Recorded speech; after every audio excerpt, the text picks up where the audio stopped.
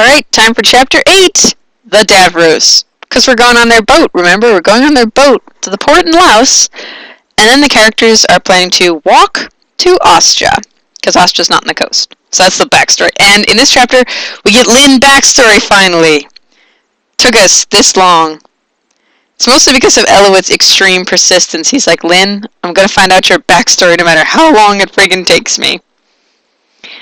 I also like that Elowood is really impressed by the fact that he's on a boat. He's like, oh my god, it's a boat! You have to remember, he's never left home before, ever. He didn't even see a boat until this moment. Lynn is not quite so impressed.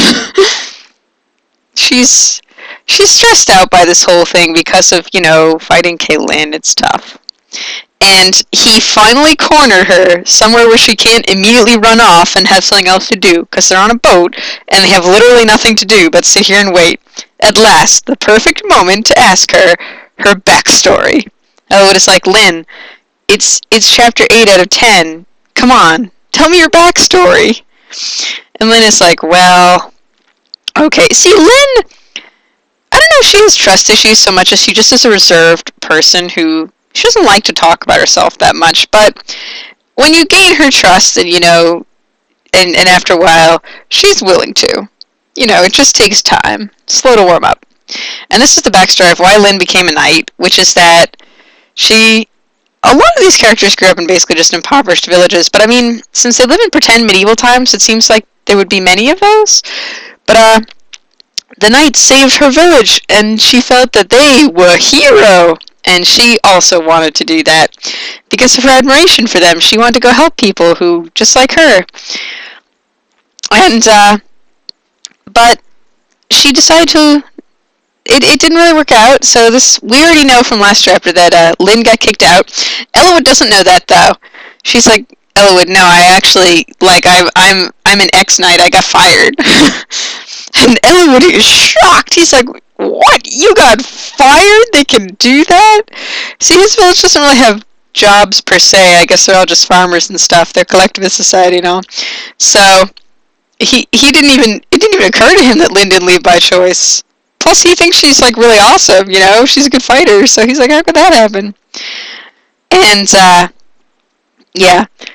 This is Lynn's sort of boilerplate kind of line, but Elowood actually sees through this for once. See, he might be a bit naive, but he's not completely dim.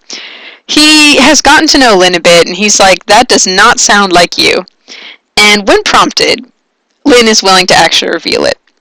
See, she spent enough time with Elowood at this point. She kind of likes him. She's willing to actually talk about this. She's like, okay, I guess I owe it to you to explain why I'm doing all of this. See, it turns out that Lundgren actually wanted her to go and rough up some peasants who were, trying to flee the country so that they wouldn't starve to death. And Lundgren didn't like that. And Lynn... So I think that this is sort of... Lynn here was motivated not just by... She is generally a person who would not just think unethical, but I think that, she sort of gained that confidence over time.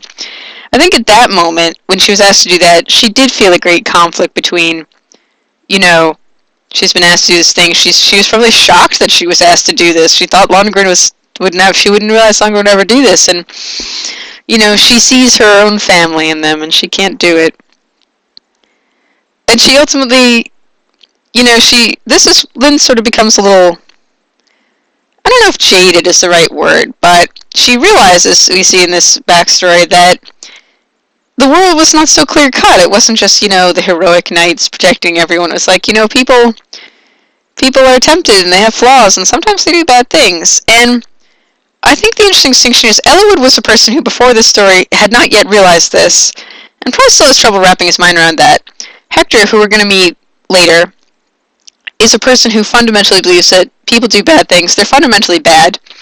Lynn is a person who, upon being confronted with kind of bad things in the world, basically still believes that there is essentially good in people and that she can do good, that what she's doing will actually make some kind of difference. So that's kind of them as a continuum again. Lynn and Hector in particular are very different from each other in that sense. They kind of have a similar experience in being confronted with essential problems of the world, but they react to it in opposite ways. Notice that I think Lynn has kind of given up on the concept of kind of heroes. She's like, we're not heroes either. She's just like, people just do the best they can, and that's what we're doing. Whereas Elwood is much more kind of like, traditional ideas of heroism. And notice that when this little conversation gets a little awkward, she's like, oh, time to go.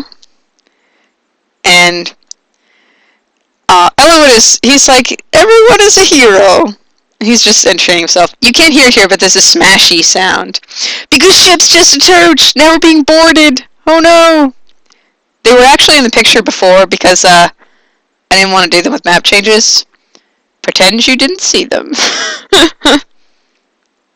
And we're being attacked! Uh-oh. And here's Fargus, who's sailing the boat. he takes no crap from anybody. He's just like, will you open your eyes, idiot? Can't you see? He thinks it's pirates, but actually, it's knights!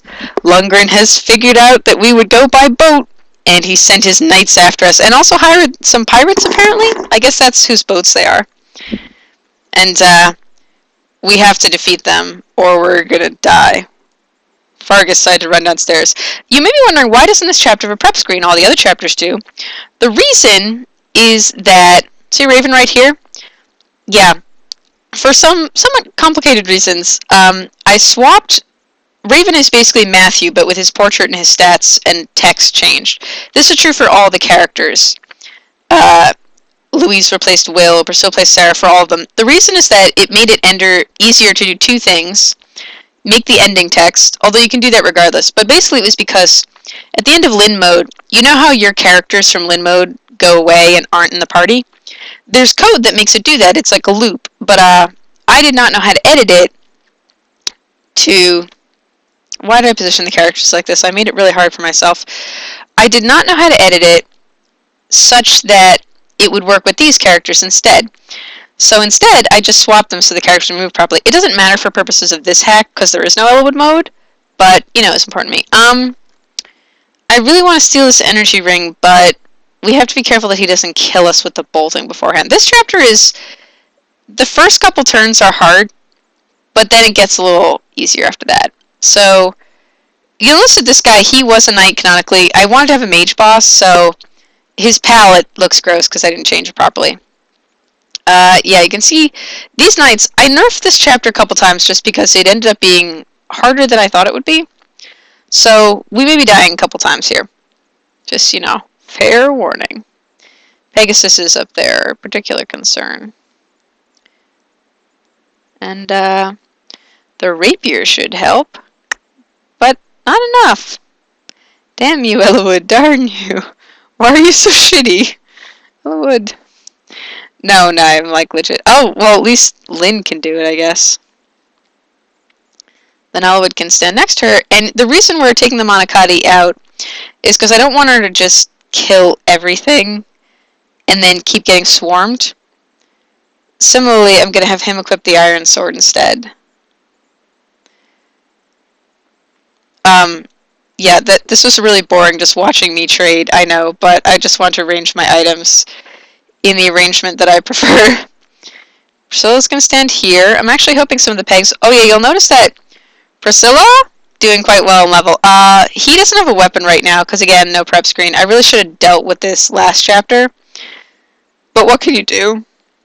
So we'll just cope with that. Because if... Oh yeah, what I was explaining before, I forgot to finish my explanation. Oops. Anyway, so in Chapter 8 of Lin mode, which this chapter replaces, or rather is an edited version, I guess is the right thing to say, I'm really concerned that he's going to kill us. I guess we'll try it, and if it fails, next turn we can change strategies. So, be advised, boring as shit may happen. But, yeah, so in Chapter of Lin mode, Matthew can't be part of the party. So, I did not know when I was doing this off the top of my head where that code was, and I decided that rather than try to find that and disable it and do that, the simpler solution was just not have a prep screen for this chapter.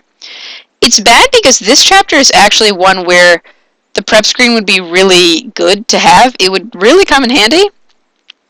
Guys, come on. we've had some really shitty levels, and I'm getting a little concerned about the last level at this point. Yeah, he's the dude from the Blissed chapter. Uh-oh, Elwood is probably about to die.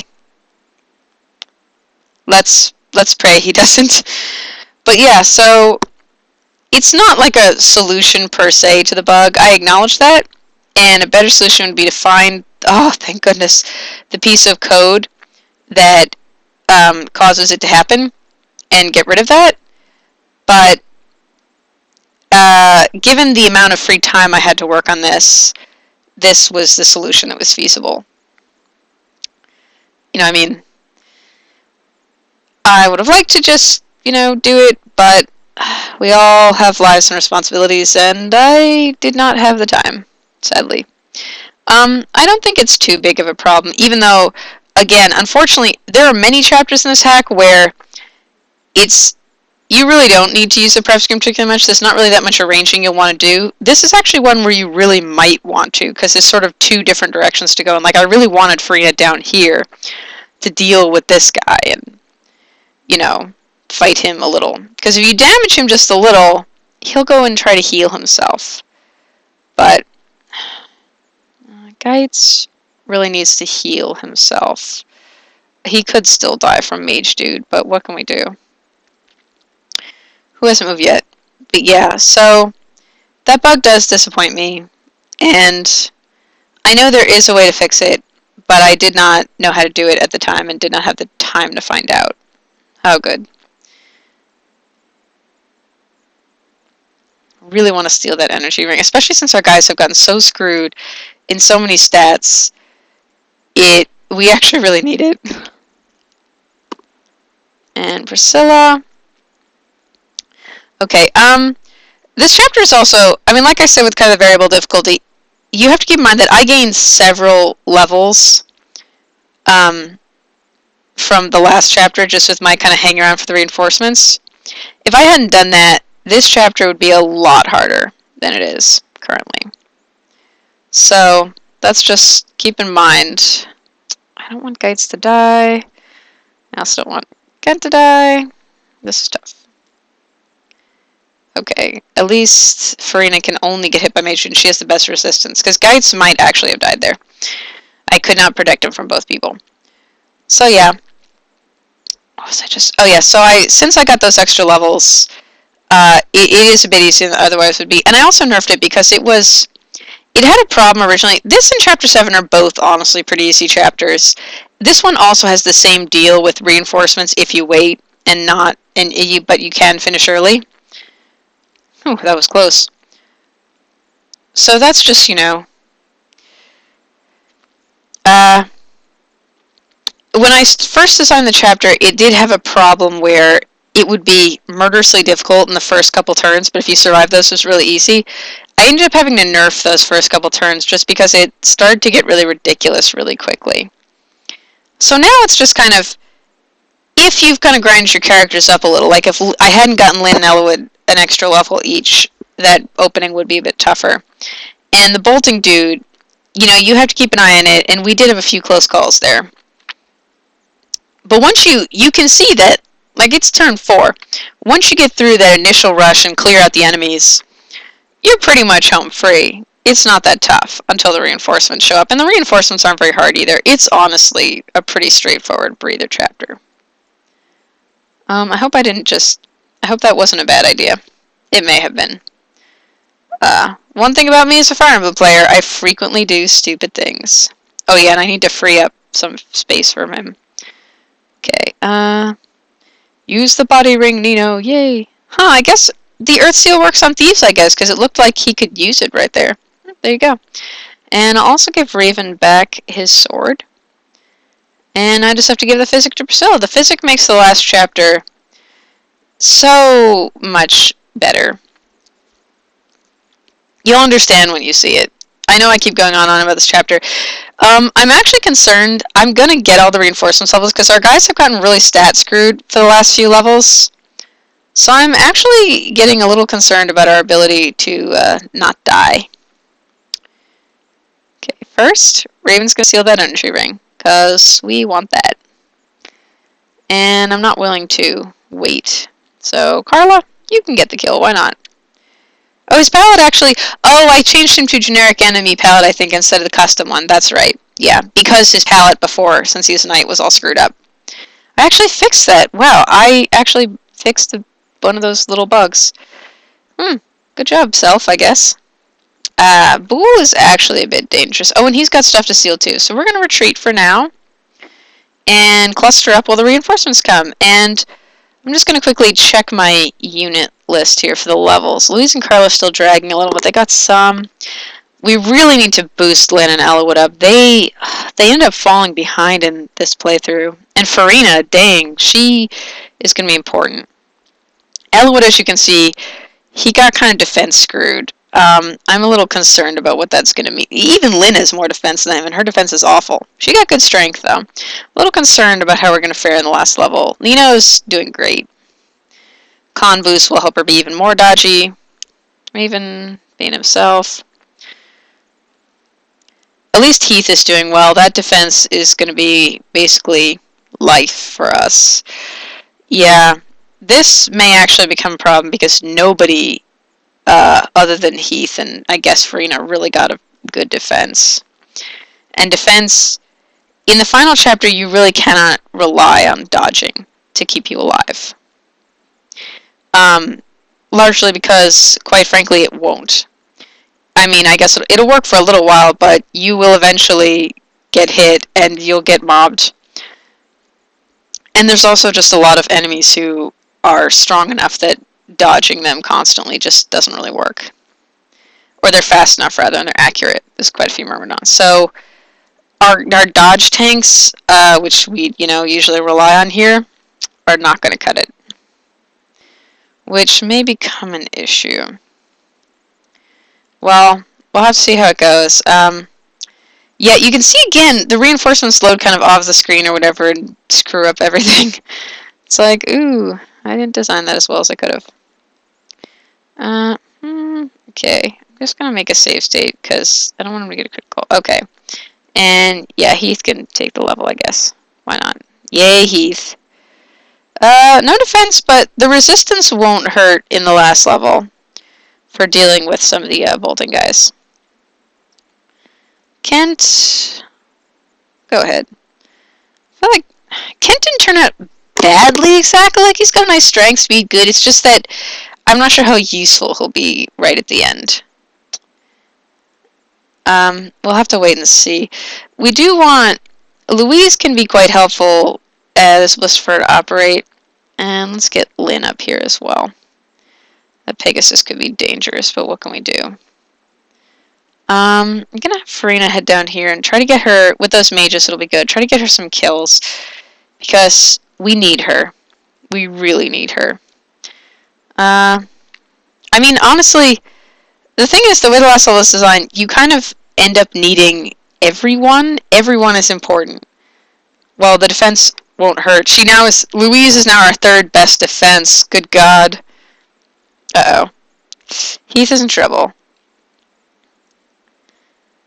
Phew. I forgot that axe guy didn't want to move, I guess. Okay, he's gonna hide up here and Priscilla's going to heal him. We may be able to promote Priscilla, which at least she's doing well, so that will help. She can keep herself going there. I'm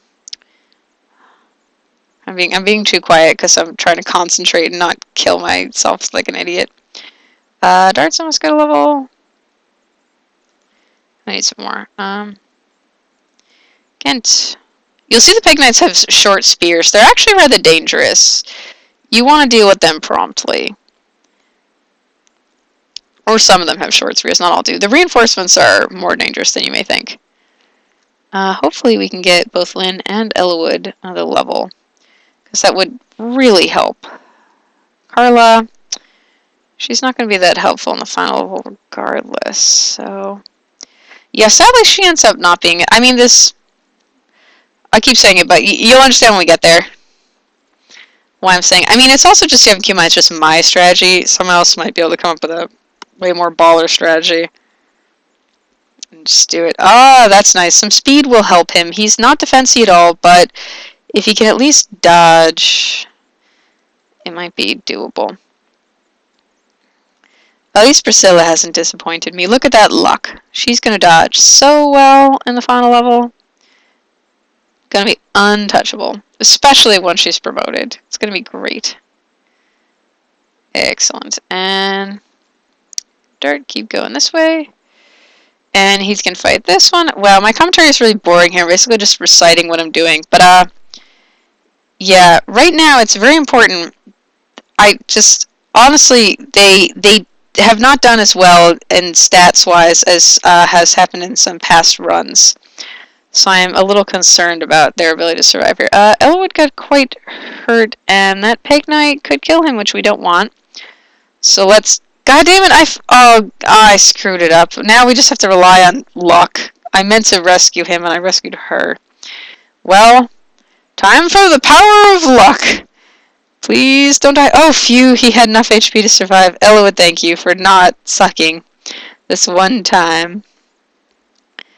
But now you're kind of in trouble, I admit. Okay, well. Trade with someone for a vulnerary. You can see that I'm A, not good at this game, and B, easily distracted. Well, more speed, more HP is really good for Lynn. Because she tends to get screwed in HP. So that will help us a lot. And Priscilla just... ooh, nice there. Yeah, she did really quite well. I'm pleased. But, what to say about this chapter otherwise?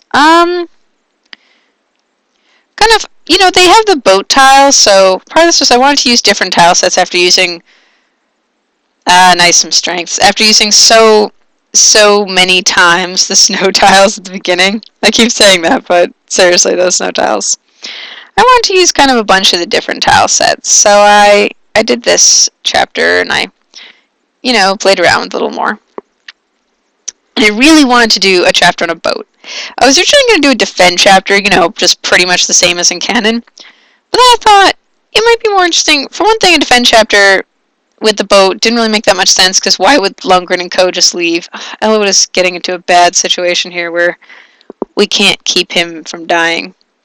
So I'm actually going to have... It uses up the... Should I... One use won't matter. Wow, I think she just critical with bolting.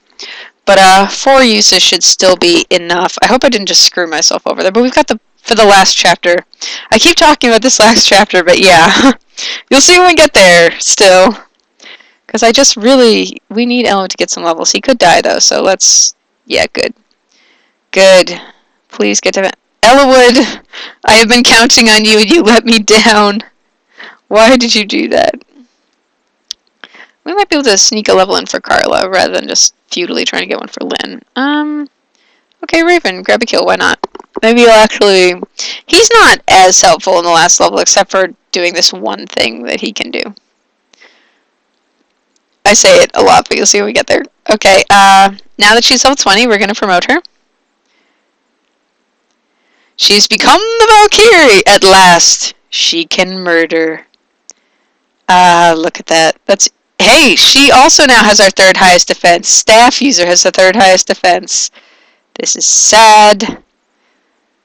The problem with this is only Farina is really good at mage fighting. I guess these two run away. And we'll leave Farina to deal with it. Because they're just going to get themselves killed. I think that may have been the last of the reinforcements anyway. I hope that was the last of the reinforcements. Oh, good, it was. Yeah, turn 12. So we might as well just fall at the muster. And we only made things more difficult for ourselves. It's my own fault. It's my own fault, I admit it. Well, now Heath can get a kill, I guess. Which of them is... Quick save state, just in case he somehow got a critical. Okay, I think that's it. Yeah, we're done. That... I feel like my commentary was really boring this chapter. I was actually concentrating to try and not die through my incompetence. But anyway, we fought off the soldiers, and now the ships are pulling away. Little scene here, which follows up on the one in chapter 7. You know, she's still worried about Lynn. But, Lynn feels a little better now. You know, even though she doesn't like fighting the knights, she's thought about it, and she really wants to help her friends. And she feels, I think that Lynn is someone who she feels, once she feels that what she's doing is right, she can carry it out with confidence. Before, she was doubting and she wasn't sure, but now she's convinced that they're doing the right thing. They have to do this. Even though she regrets that they have to fight the knights, she feels like she has to do this to protect Kaylin and Foray. And Elowood pops in. You can see this time I actually remembered to arrange them properly so they're on top of each other. Oh, Elowood, he was like, I thought we were going to die. And that's a speech bubble for Nino, but it's hard to tell because they're next to each other. They really like the tactician a lot, I guess. They're like, dang, you're good at this. We can infer that they themselves are awful at strategy. Lynn is jinxing us here, by the way. It's like, Lynn, don't jinx us. Elowood, well, he's right, as we're going to see in the next chapter. Knights are no joke. There's a double blink there that I either missed or didn't figure out how to do properly.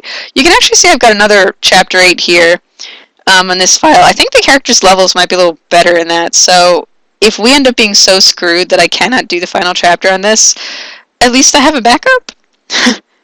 I'll do my best. I think we'll make it if we are really, really careful. We'll have to hope so. But that was this chapter. It's not too difficult, although, as you saw when I was playing it, if you don't kind of manage your units properly, you can get over your head. But it's fairly easy. I see 7 and 8, I guess, as kind of both breathers. And there are a chance with the reinforcements for you to catch your units up if anybody fell behind. You know, because you're basically in those chapters, you're preparing for 9 and 10, which are harder. Although if you level up enough, they're not quite as bad. So they're pretty easy. You know, just 8 is just a travel chapter.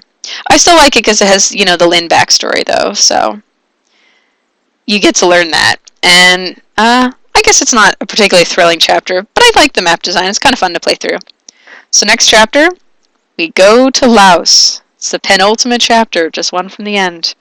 And we meet the last character who joins the party, Hector. So look forward to that.